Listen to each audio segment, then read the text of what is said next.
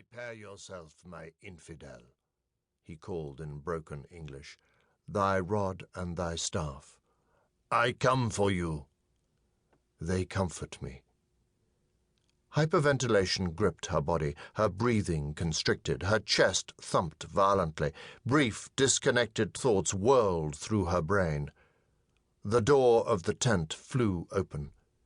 It was him. Jesus, help me. Chapter 1. L'Office de Droit de Jean-Claude Lautrec, 56 Rue Charles de Gaulle, Paris, 10 p.m.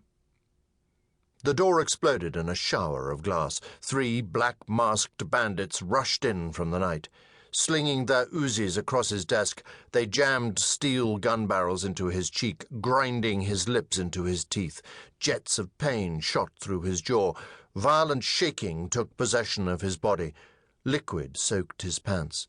Perhaps spilled Pinot Noir dripping from the desktop, or a bladder rendered useless by fear. He could not tell.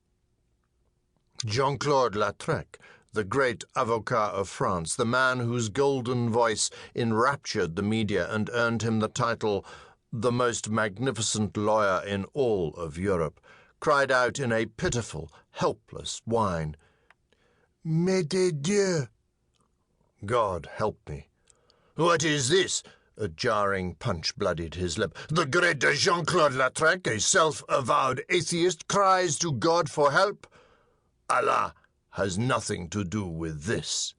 A sharp backhand bashed into his cheek. "We had a deal."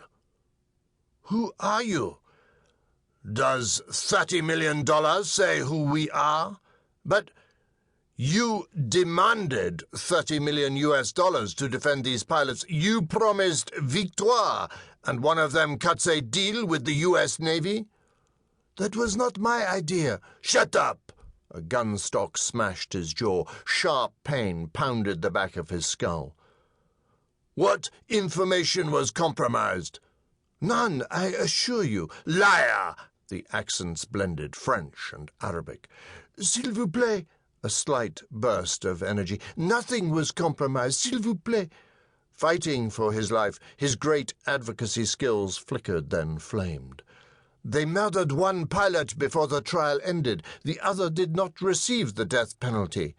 His voice gained strength. "S'il vous plaît." "You promised victory," a third voice cried. "We did everything." "Victoire!" "But the great Wells Levinson lost to Brewer. You never busted into his office with machine guns." "Silence!" A fist from the dark crushed his lower front teeth. Blood gushed. The overhead chandelier whirled, and he crashed to the floor.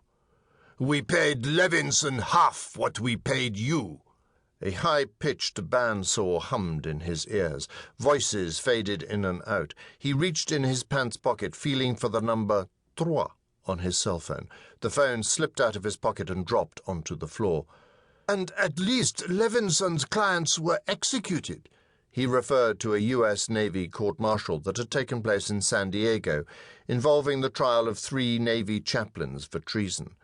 The 3 had been prosecuted by Lieutenant Commander Zack Brewer, the famous Navy JAG officer, and defended by Wells Levinson, regarded as America's preeminent defense attorney. All 3 were convicted and executed by the U.S. military. Jeanette stood just outside the front of the old stone office building on Rue Charles de Gaulle, hailing a taxi, when an electronically synthesized rendition of La Marseillaise chirped from inside her purse. Jean-Claude's final overture for the evening. She smiled at the thought, then waved off a slowing cab and reached for her cellular. The caller ID flashed a picture of her handsome, silver-haired employer. "Bonsoir," she said in a soft voice. "Of course they were executed," an angry voice boomed through her cell phone. "Levinson's clients can no longer talk, but your client is in the hands of the Americans, ready to betray our organization." Jeanette looked over her shoulder at the light coming from the second-floor office window. From this angle on the street she could see